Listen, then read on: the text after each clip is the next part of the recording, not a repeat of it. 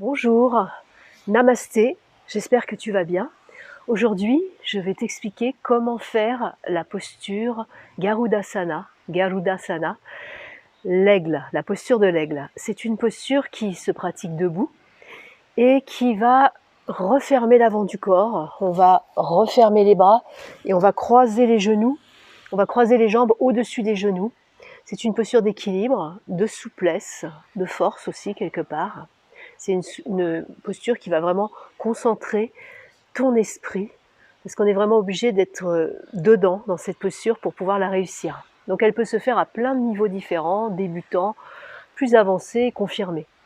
On va déjà s'échauffer au niveau des jambes.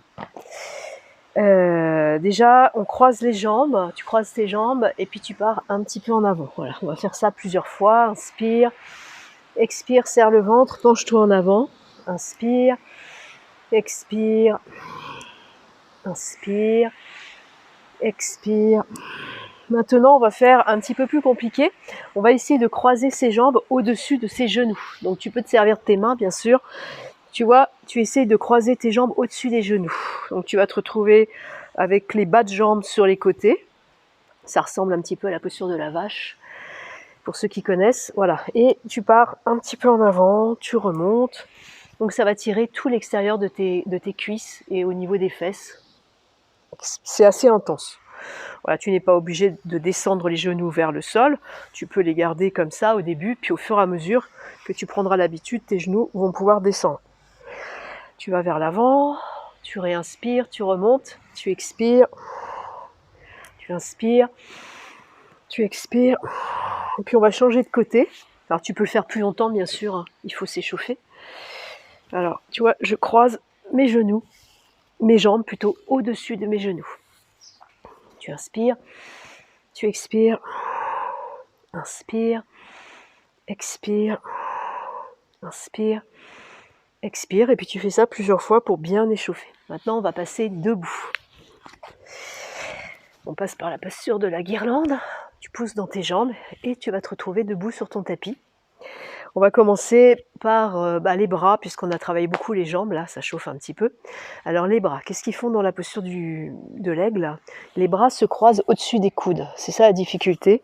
Donc, tu croises déjà, est-ce que tu peux croiser tes bras au-dessus de tes coudes? Voilà. Et tu te retrouves avec l'intérieur des coudes, la saignée des coudes vers l'avant, les paumes de main vers l'avant. Maintenant, tu fais des points et tu fais comme si tes bras étaient des lianes. Et peut-être, tu vas pouvoir amener tes paumes de main l'une contre l'autre. Ça va tirer au niveau des omoplates. Ça écarte les omoplates dans le dos. Tu fais avec le bras droit au-dessus. Et puis, tu changes. Tu le fais avec le bras gauche au-dessus. Voilà. Tu vas essayer de ne pas laisser tes bras tomber sur ta poitrine. Voilà, tu remontes les coudes sans que ce soit trop intense. Attention aux débutants, ne vous faites pas mal. Voilà, tu fais des petits allers-retours comme ça, tu vérifies que tu peux tourner, tu n'es pas coincé. Et on fait de l'autre côté. Voilà, et puis lever les coudes. Donc là, on a préparé, on a échauffé les bras et on va joindre les bras et les jambes. Pour les débutants, je vous propose de prendre une brique, c'est bien pratique. On va la mettre à gauche du pied, à l'extérieur du pied gauche. Donc, c'est une posture qui se pratique avec les genoux pliés. On ne peut pas la faire si on a la jambe tendue. La jambe qui va rester au sol, il faut qu'elle soit pliée. Il faut verrouiller le genou, il faut être stable dans son genou. Si tu as des problèmes de genou, c'est peut-être pas la posture idéale pour toi. Il faudra que tu renforces les muscles autour de ton genou avant de la pratiquer. Alors, on met les mains sur les hanches, détends tes épaules, aligne le buste, ne commence pas avec le buste en avant. Et on va essayer de croiser cette jambe droite au-dessus de la jambe gauche et au-dessus des genoux. Voilà, donc tu peux te servir de tes mains pour bien tasser, bien comprimer les cuisses l'une contre l'autre et tu vas pouvoir poser le bout du pied, les orteils, demi-pointe sur la brique. Vérifie que tes hanches sont bien parallèles au sol et maintenant tu vas mettre les bras. Donc cette jambe-là est en dessous, je te propose de mettre le bras gauche au-dessus et là tu te retrouves dans la posture de l'aigle. Respire calmement, tranquillement, le regard est focalisé, regarde vers l'avant. Respire le plus lentement possible. Plus tu vas maîtriser ta respiration et plus ça va être facile. Pour sortir, tu décroises les bras et tu détricotes tes jambes. Donc là, tu as compris. Pour l'étape d'après, c'est quand tu seras à l'aise avec la brique. Tu vas pouvoir le faire sans la brique. Je vais le faire avec la jambe droite au sol. Donc je prépare ma jambe droite. La petite astuce, c'est de légèrement rentrer le pied vers l'intérieur. Ça va aider quand on est débutant. C'est-à-dire qu'il y aura moins de trajet à parcourir pour entourer la jambe droite. Si tu mets ton pied en extérieur, enfin à l'extérieur, ben c'est pas possible. T'as pas la jambe gauche assez longue. Détends tes épaules, active ton ventre et voilà, on croise au-dessus des genoux. Tu vas te retrouver avec le pied surélevé. Tu peux mettre pied flex, tu peux pointer ton pied. Et là, ma jambe droite est en dessous. Je vais mettre mon bras droit au-dessus. Voilà.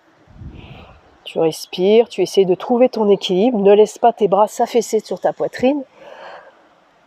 Détends tes épaules, je sais, ça tire. Et le regard perçant comme un aigle. Le regard d'un aigle. Respire calmement, tranquillement. On sort de la posture, on va un petit peu plus loin pour ceux qui peuvent. On va essayer d'aller crocheter avec ses orteils l'arrière de la jambe qui est au sol. Je vais me remettre sur la jambe gauche. Alors là, moi je te propose de faire le haut et le bas en même temps. Tu imagines que tu deviens comme une liane, comme une algue. Voilà, tu es devenu vraiment très souple dans les jambes et dans les bras. Les épaules sont détendues. Par contre, cette jambe-là, la jambe de terre, la jambe qui est posée par terre, elle est vraiment solide. Tu inspires et tu expires et tu enroules tout, voilà, d'un coup. Tu te détends. Bon, j'ai pas mis les bras dans le bon sens, voilà. Et tu as un regard bien présent. Respire calmement, contrôle la situation. Détends tes épaules. Ne penche pas ton buste en avant, pour l'instant. Voilà. Je le fais sur la jambe droite. Donc, je prépare ma jambe droite. Je vérifie que mes hanches sont bien à l'horizontale. Il ne faut pas qu'il y ait une hanche qui ressorte, sinon ça ne va pas être stable. Tu actives ton ventre. Tu détends tes épaules. Ne fais pas ça avec les épaules crispées. Une fois que tu sens bien tout le dessous de ton pied bien posé au sol, on y va. Tu inspires et tu expires. Voilà. Et tu attrapes derrière. Serre les cuisses. En fait, on ne peut pas passer une feuille de cigarette entre les cuisses. Il faut vraiment qu'elles soient très serrées. Alors, ça ouvre l'arrière, ça ouvre entre les deux omoplates. Et puis, ça étire le sacrum à l'arrière. Alors, ça favorise vraiment la concentration. Et puis, ça va libérer au niveau des hanches, au niveau des épaules. Ça fait travailler des muscles qui ne sont jamais étirés. Voilà, je te remercie d'avoir suivi le petit tuto jusqu'à la fin. Namasté et puis à bientôt.